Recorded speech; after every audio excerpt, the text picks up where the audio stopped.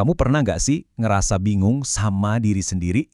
Atau mungkin pusing gitu ya, ngadepin sifat pasangan, anak, atau teman kerja yang kok beda banget sama kita? Nah, di bahasan kali ini kita bakal bongkar sama-sama cetak biru atau blueprint kepribadian kita. Ini tuh kuncinya biar kita bisa lebih damai, lebih ngerti satu sama lain. Dan ini semua berdasarkan ilmunya Dr. Aisyah Dahlan, yang wah keren banget deh karena ngegabungin sains otak sama kearifan spiritual. Oke, siap ya. Kita mulai langsung dengan satu pertanyaan kunci. Coba deh, bayangin panggung kehidupan ini. Kamu itu perannya apa di antara empat ini? Kamu si aktor yang jadi pusat perhatian, atau si sutradara yang ngatur segalanya? Mungkin kamu si penulis skenario yang ngerancang semua detailnya dengan rapi, atau jangan-jangan kamu si penonton yang lebih suka ngamatin dengan tenang? Coba, pilih satu aja yang paling kamu banget. Udah? Sip. Simpan dulu jawabannya. Karena sebentar lagi kita akan bongkar artinya.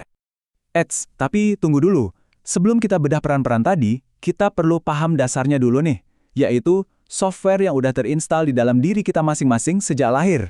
Bener-bener bawaan pabrik. Anggap aja ini tuh kayak sistem operasinya jiwa kita, yang nentuin cara kita berjalan di dunia ini. Terus, apa sih jiwa itu? Nah, ini bukan sesuatu yang abstrak atau ngawang-ngawang ya. Anggap aja jiwa ini tuh sistem operasi total kita, yang ngejalanin pikiran, perasaan, sampai tubuh kita. Dan di dalam program bawaan ini, Tuhan udah nanemin dua potensi sekaligus. Potensi untuk jadi super baik, dan ya potensi untuk berbuat sebaliknya juga. Nah, di dalam sistem operasi itu, ada yang namanya watak, atau bahasa kerennya temperamen. Kalau jiwa tadi itu software-nya, watak ini hardware-nya. Udah paten. Bawaan pabrik, genetik, warisan dari kakek nenek buyut kita. Benar-benar nggak bisa di-upgrade, apalagi di-uninstall. Makanya kita sering banget kan dengar orang bilang, ya elah, emang dari sananya orangnya begitu. Nah, inilah dia biangnya. Dan coba tebak, konsep ini tuh ternyata udah ada dari ribuan tahun yang lalu loh. Dalam Al-Quran, surat Al-Isra ayat 84, itu disebutin kalau setiap orang berbuat sesuai syakilahnya. Apa itu syakilah? Yaitu pembawaan alaminya. Jadi sebetulnya dengan kita memahami watak kita itu lagi berusaha lebih kenal sama diri kita sendiri sebagai ciptaan Tuhan. Nah, sekarang saatnya kita balik lagi ke pertanyaan di awal tadi. Masih ingat kan jawaban kamu? Siap? Karena peran yang kamu pilih itu nyambung banget sama 4 watak dasar ini.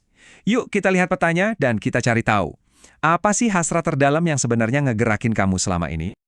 Tada! Inilah dia kunci jawabannya. Kalau tadi kamu pilih jadi penonton, berarti kamu seorang pragmatis yang cinta damai. Kalau pilih penulis skenario, kamu itu melankolis yang perfeksionis. Yang milih sutradara, fix kamu itu koleris yang butuh kendali. Dan terakhir, yang milih jadi aktor, kamu adalah sanguinis sejati yang ngejar kesenangan. Gimana? Udah mulai kebayangan? Oke, sekarang ayo kita bedah satu-satu lebih dalam. Kita mulai dari yang pertama, si penonton, alias pragmatis. Apa sih hasrat terbesar dalam hidup mereka? Cuma satu, damai. Pokoknya damai. Mereka ini ibarat lem perekat di pertemanan. Jago banget jadi penengah kalau ada yang berantem. Kenapa? Soalnya bagi mereka, konflik itu, bikin stres banget. Kekuatan utama mereka itu ya ketenangannya. Mereka pendengar yang hebat, stabil, bikin adem. Tapi, ada tapinya, karena saking cintanya sama damai, mereka jadi anti banget sama yang namanya konfrontasi. Akibatnya apa? Sering banget nunda-nunda keputusan yang sulit. Dan jadi juaranya bilang, terserah deh. Tapi awas, kalau dipaksa, mereka bisa jadi keras kepala banget loh. Ada yang ngerasa kesindir? Oke, lanjut. Si penulis skenario alias melankolis. Kalau si pragmatis tadi nyari damai, si melankolis ini nyarinya kesempurnaan. Yup, bagi mereka, hidup itu harus teratur, terencana, dan semuanya harus benar. Pokoknya semua harus sesuai sama skenario yang udah ada di kepala mereka. Orangnya tuh super analitis dan detail banget. Kamu tahu nggak tipe orang yang kalau lihat lukisan di dinding miring dikit aja, tangannya langsung gatal pengen benerin? Atau yang odolnya harus dipencet rapi dari paling bawah? Nah, itu dia jiwa melankolis lagi beraksi. Kekuatan super mereka yaitu ketelitian sama kesetiaan. Tapi kelemahannya, karena standarnya setinggi langit, mereka jadi gampang cemas, super kritis, dan paling benci sama yang namanya kejutan. Spontanitas itu musuh besar mereka pokoknya.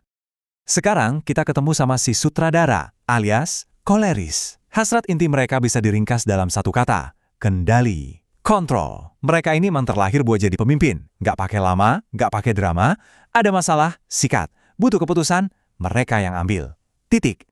Kalau lagi ada situasi darurat atau krisis, mereka inilah pahlawannya. Tegas, percaya diri, fokus banget sama tujuan. Tapi, ingat, pedang itu kan punya dua sisi. Hasrat buat ngontrol ini bisa bikin mereka jadi super nggak sabaran, kelihatan bosi. Dan kalau ada yang ngehalangin jalan mereka, wah, siap-siap aja diajak adu argumen. Dan seringnya, bagi mereka, debat itu bukan buat nyari solusi, tapi buat menang. Dan yang terakhir, sang aktor di panggung kehidupan, sanguinis. Apa coba hasrat mereka? Gampang banget. Fun, kesenangan, pokoknya seru-seruan. Mereka ini sumber energi dan keceriaan dimanapun mereka ada. Motonya simple, hidup itu harus seru. Pokoknya kalau ada orang sanguinis, suasana tuh dijamin langsung hidup.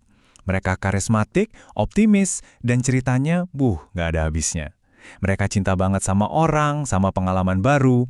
Nah, tantangannya apa? Fokusnya itu gampang banget buyar. Mejanya mungkin yang paling berantakan sekantor. Dan ya, kadang bisa lupa janji saking banyaknya ide di kepala. Buat mereka, rutinitas itu ibarat penjara. Bener-bener nggak bisa. Oke. Setelah tahu semua ini, mungkin ada dari kamu yang mikir, waduh, berarti gue pasrah aja gitu ya kalau watak gue emang begini? Nah, tahan dulu. Justru disinilah bagian yang paling penting, yang paling krusial dari semua ini. Tolong ingat ini baik-baik ya. Watak itu takdir, tapi karakter itu pilihan. Kamu nggak bisa ganti hardware kolerisme, tapi kamu sangat bisa install software kesabaran. Kamu nggak bisa ngehapus hardware melankolisme, tapi kamu bisa banget ngelatih diri biar lebih fleksibel. Gampangnya gini, watak itu pondasinya, karakter itu bangunannya. Kamu yang jadi arsiteknya.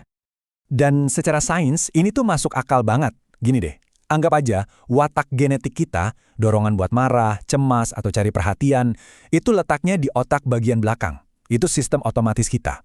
Nah, otak bagian depan kita, ini nih tempat kita nyimpan ilmu, iman, dan semua pengalaman hidup.